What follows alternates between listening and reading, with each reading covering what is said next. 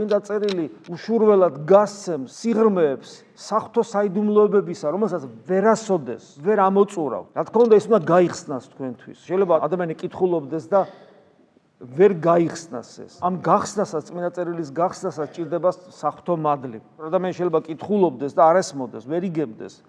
მერე ბეზდებოდეს, აღარ აინტერესებდეს და გეტყვით, რომ თუ ის გაიხსნა, ისეთი საინტერესო ხდება, რომ ყოველ დღე როცა მას ხელში კიდევ და კიდევ იღებ და მრავალი წლის განმავლობაში ასე, ყოველ დღე ის უფრო და უფრო საინტერესო ხდება. ზოგიერთი წმინდა მამის ზოგიერთ ერთ წინგსაც ვერ ამოწურავ, ისეთი ღრმა არის.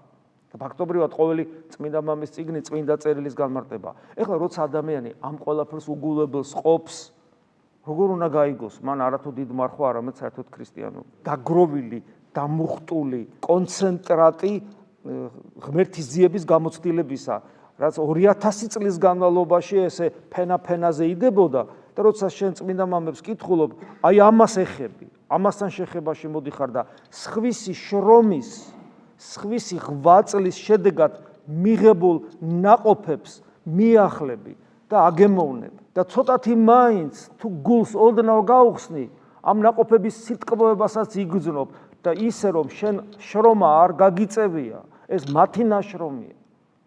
და ზოგიერთის ღვაწლი ისეთი იყო, რომ უბრალოდ რო წაიკითხავ, როგორ ღვაწლში იყვნენ, გული გაგისკდება, თუ ქრისტიანობა ეს არის, რასაც ესენი აკეთებდნენ, მე რა მეშველება საერთოდ. ამიტომ კიდევ ერთხელ, ვინც არ კითხულობს, ის იგონებს თავის ქრისტიანობას, აუცილებლად. აი როგორ 100%-იანი სიმართლეა, ვინც წმინდა მამებს, წმინდა წერილთან ერთად არ კითხულობს, ის იგონებს თავის ქრისტიანობას. შედეგად რას ვიღებთ? შედეგად ვიღებთ ან გულგრილ რელიგიურობას და ადამიანს ბეზდება და მიდის და ან ის ვაი-ვაგლახით მიათრევს თავის ცხოვრებას ეკლესიაში და სიხარული არ აქვს ღვთისმსახურებაში და არანაირ ღვაწლში და ღვაწლიც არ აქვს. ან აქ დემონური მხურვალება გულში. რასაც ხიბლი ქვია, ფანატიზმი ქვია.